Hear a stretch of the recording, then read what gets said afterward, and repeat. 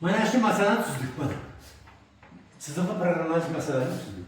Endi shuni geometrik talqini dedik. Geometrik talqinni berish oson, qachonki noma'lumlar savoli nechta bo'lsa, ikkitadan ortiq bo'lsa, uchta bo'lsa ham qiyin bo'ladi desa. Mana bo'ladi-da, topish kerak bo'ladi. Uni ham qilsa bo'ladi, lekin uchta bo'lsa simplex va boshqa ko'rinishdagi temadan foydalanib, pensiylardan foydalanamiz. Ana endi buni qanday qilinar ekan? Qarang, qanday qilinar ekan? Qanday yechishlar ekan? Mana bularni belgilab chiqaman. 1 2 yozib qo'yamiz. Geometrik talqinni 3 4 mana bu 5. Ana. Shuni deyman-da, ana endi yozamiz. Qarang. Bu şekilde yazsam yaxshi bo'ladi. Grafik chizamiz lazım. Geometrik talqini shu grafikdan iborat bo'ladi. Ana shu joyi sizlarga juda ham qiziq bo'lishi kerak. Mana B deb. Mana bu teniman. Grafikni chizaman. Qarang. 2x1 minus 3x2 barobar necha? 19 teniman chizaman. Bunu bir deb qo'yaman, bir ishtirib. Ikkinchisi 2 x1 plus x2 teng nechiga? 13 ga. Ikkinchisi. Uchinchisi 3x2 teng 15 ga. Uchinchisi. Xato qilmang. 3x1 teng nechiga? 18 mi? 18 ga. Bu to'rtinchisi. Mana bu to'g'risizlar chizamiz. Qarang, qanday chizilar ekan? Qarang. Mana to'g'risizlar chizaman endi. Mana bu joyni shu joy sizlarga qiziq bo'ldi. Qarang. Koordinata sistemasini olaman. To'g'ri burchakli Descartes koordinatalar sistemasi. Mana. Demak, mana bu belgilab chiqaman. 1 2 3 4 5 6 7 8 9 x bu x1. Endi bu tomonda ham xuddi shunday qilamiz. Qarang. 1 2 3 4 5 6 7 8 ana 9 bo'ldi. x2 bo'ldi. 9 bo'ldi. Ana endi shu bo'yicha grafiklarni chizamiz. Qarang. x2 0 bo'lsa, 0 bo'lganda qaysi nuqtada o'tar ekan? 8,5 mi? 9,5. 9,5 ni o'tar ekan. To'g'rimi?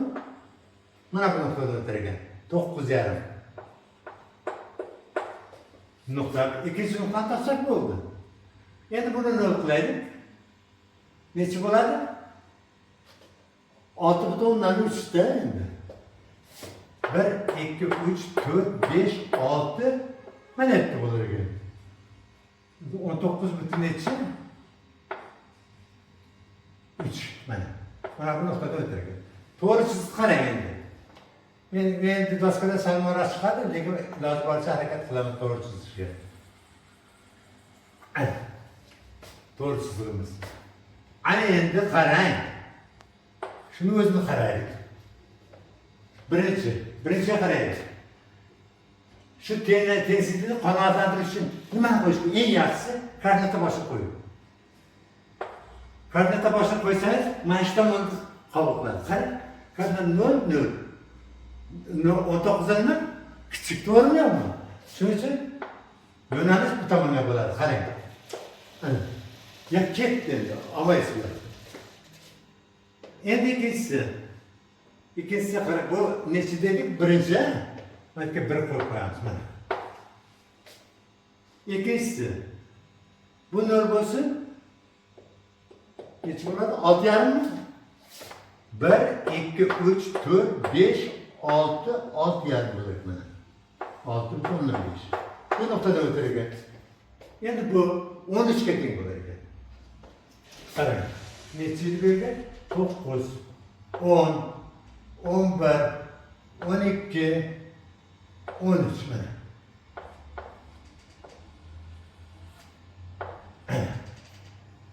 O'n uch bo'lsa, endi buni ham chizamiz, qarang. To'g'risiz. Mana bu to'g'risiz chizyapmiz. Taxminan chizyapman-da endi. Eng qiziq joyi bo'ladi mana shu joylar. Mana bu nechinchi bo'ldi? Ikkinchi bo'ldi. Bundan koordinatga boshqa qo'ysak, bu tomonga ketyapti. Mana bu tomon chiqib ketdi. Mana bunday keladi. Ikkinchi.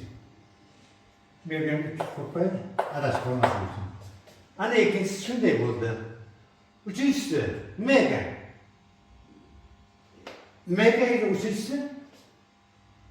x2 barobar doim necha bo'lishi kerak ekan? 5 ga teng bo'lishi kerak ekan. Mana 1, 2, 3, 4, 5. Mana doim ox o'qiga parallel to'g'risi bo'ladi. Mana ox o'qiga parallel to'g'risi bo'ladi. Bu nechinchi bo'ldi? İkinci. Ya kechirasiz. Uchinchi. Mana uchinchi bo'ldimi? Endi koordinatga boshqa qo'ysak, qanotda turadimi? Qarang, qanotda turadi. Shuning uchun bu qaysi tomonga yo'nalgan bo'ladi? Bu tomonga. Qarang. Mana bu tomondan chiqib ketdi, kerak emas. Mana bu tomondan chiqib ketdi, bu tomondan chiqib ketdi. Hozir bu paydo bo'ladi, mana qarang. Mana shu oralig'ida bo'ladi. Izlanayotgan funksiyani. Uchinchisi. Oxirgi to'rtinchisi qarang.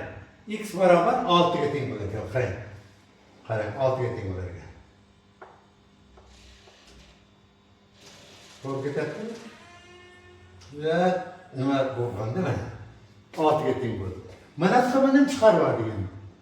6 ga teng bo'ldi. Bu koordinatga boshqa qo'yamiz. Nima bo'lyapti? Qanotlantiryapti. Qarang. Qanotlantirgandan keyin mana bu tomonga ketadi. Bu nechinchi bo'ldi? 4-inchisi. Ana. Ana endi qaysi bo'ldi? Asosiy nimamiz. Qarang. Mana. İzlanayotgan yechim mana bu orasida bo'lar ekan. Qarang. Mana bu soha. Ana. Qolganlar chiqib ketdi. Ko'rdingizmi? Qanday chiroyli masala bo'ldi. Endi nima qilamiz? Shu ichida bitta nuqtani olamiz, bunaqa qo'yamiz. Yo'q, kechirasiz, bunaqa emas. Endi ko'p o'qituvchilar, domlalar mana bu nuqtalarni qo'yib chiqadi. Bu noto'g'ri narsa. Bunday qilish kerak. Mana bu 7x1 plus 8x2 barobar 0 to'g'risini chizib olishimiz kerak. Qarang, bu to'g'risi. Demak, 0 bo'lganda koordinatga boshqa o'tar ekan, qarang. Koordinatga boshqa o'tdi. Endi x barobar necha qo'ysa ekan? X barobar 8 qo'yay. 8 qo'ysak x1 barobar 8 esa x2 nechaga teng bo'ladi?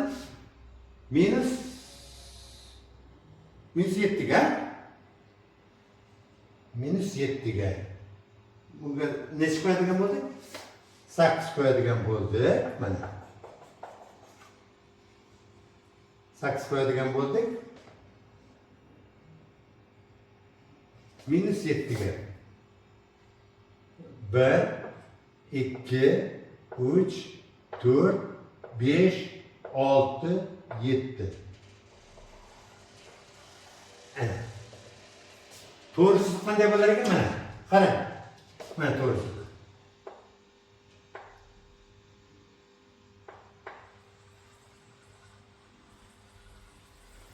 Mana shunday bo'ldi. Mana ko'rdingizmi? Mana shu to'g'risi. Bu to'g'risida foyda keltiradigan to'g'risi bo'ladi. Qarang, y nima deymiz? 7x1 plus 8x2 barobar 0 deymiz. Ana shu to'g'risi bo'ladi. Bu to'g'risi asosiy. Ana endi shunga perpendikulyar bo'lgan to'g'risi kerak bizga. Uni normal vektor deyiladi. Bu normal vektorning koordinatasi 7, 8 bo'ladi. Qarang. Mana bu 7 8. 7 qayerda? Mana bu yerda joylashgan. 8 8 8 mana bu yerda joylashgan. Mana. Qarang, tepaliklar bo'lyaptimi?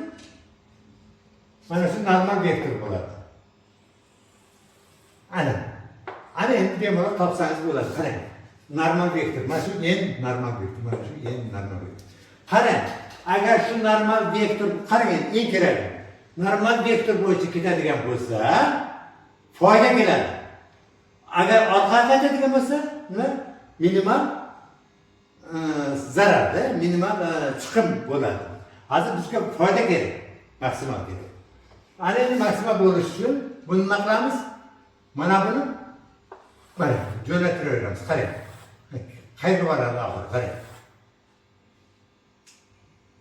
Qayerga boradi? Ko'rdingizmi? Mana. Mana bu to'g'risi parallel ketyapti-da. Mana bu to'g'risi A B O A B S ya B A B S D Y. Mana shu ko'rsatingiz. Mana shunda oxirgi borgan nuqta mana bo'ladi. Qarang. Shu nuqtani topishimiz kerak. Koordinatasi. Qanday qilib topamiz? Qani, aytingizchi. Aytamiz endi. 4-chi bilan 3-chini nimasi? Kesishgan nuqtasi. 4-chi qaysi edi bizda? Mana 4-chi. 3-chini yozaylik. 3x2 plus 11 barobar 15 3x1 barobar 18. Mana bemalol maqsad x1 barobar 6 ga teng. x1 barobar mana 6 ko'rasizmi? 6 ga teng. Sal bizda mana bu yerda bo'lar ekan-da. 6. Mana 6 bu yerda qiz, bu yerda 6. Mana qarang. Men haqli to'g'ri men daskada o'sayam. 6 ga teng x2'si x2'miz 5 ga teng. Mana qarang. Mana bu yergacha necha edi? Mana bu 5 ga teng. 6 ga teng, 5 ga teng. 1 2 3 4 5 6 ga teng. Qayerda xato qildimmi? Aniqlaymi? Xullasi nima bo'lar ekan? M 5 nechi? 5 3 ekan. Ana 5 3 qo'ysak, hammasi qanotlashadi. Foydamiz qancha bo'lar ekan? Mana F foyda barobar 7 ko'paytirilgan 5 plus 8 ko'paytirilgan nechi? 3. Barobar nechi bo'lar ekan? 35 24 49 59. Mana 59 so'm bo'lar ekan. Jami foyda 59 dollar bo'lar ekan. Mana shunday qilib chiziqli programmasi masalasini yechish mumkin geometrik taqdirda. Boshqa usullar bilan keyin yechamiz, xudo xolasa. Shundan bu mavzularni tugatdim. Bu